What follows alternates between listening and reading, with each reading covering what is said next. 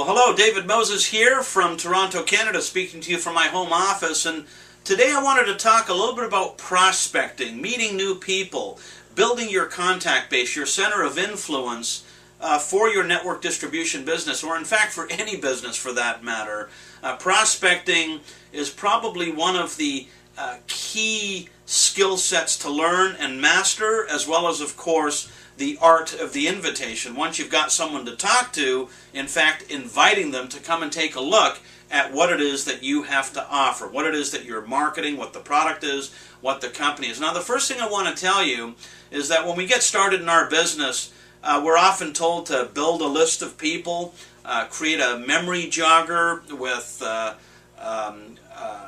different people in our center of influence. And I remember at my first company being told to write down my nearest and dearest, friends and family. Now, I don't know about you, but I found my friends and family to be the most skeptical, negative, non-supporting in general from all of my contacts. Of course, today, after having made and been blessed with millions in commissions and income, it's a different story. They're quite open, but today, now that I've got a business, they're not the most attractive prospects because I don't want the responsibility. You may feel the same way. But let's talk about some of the basics. Of course, we've got warm market, we've got cold market.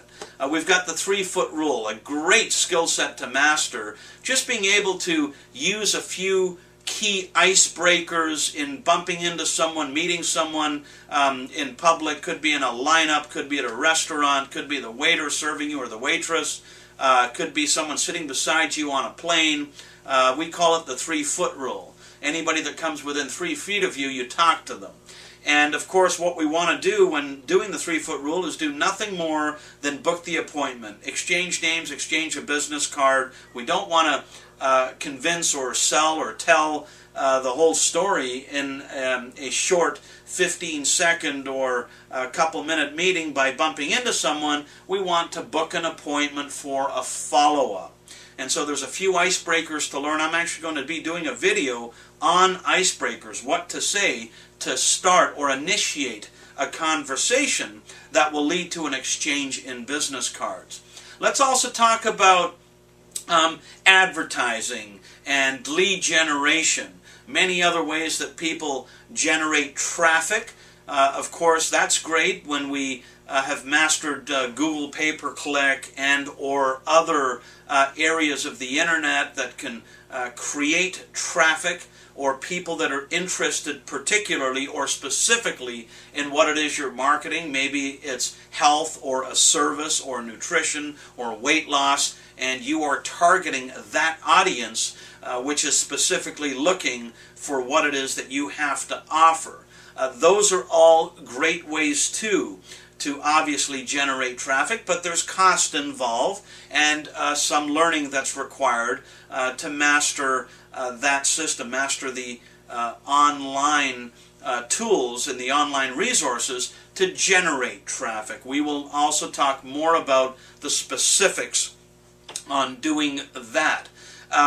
Then you've got things like newspaper advertising. That's always effective. You've got to know the newspaper you're advertising in, who are the readership, what is the audience that you're advertising to, and of course, work with your ad so that it is specifically targeting the readership. You would not want to have an ad talking about $100,000 or $200,000 in annual income in an area where the readership average income is $25,000 a year or $50,000 a year or even $75,000 a year. It may be out of their range of belief system and or taking it seriously. That ad might do better in a more business community or business-oriented newspaper, corporate executives, business people, etc.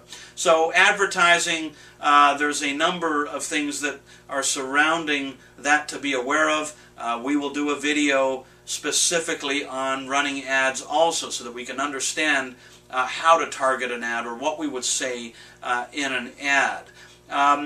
Now, of course, the best place, I believe, to this very day is center of influence. Just not our nearest and dearest, but associates, people that we've done business with in the past, people that we're associated with more on a casual basis, people who are connected to a lot of people, people who have credibility, people who are successful in business, people who are busy people. I prefer talking to busy people than people that have a lot of time. People that have a lot of time obviously aren't utilizing and leveraging that time. Busy people seem to get a lot done in the same amount of time as the person who has a lot of time.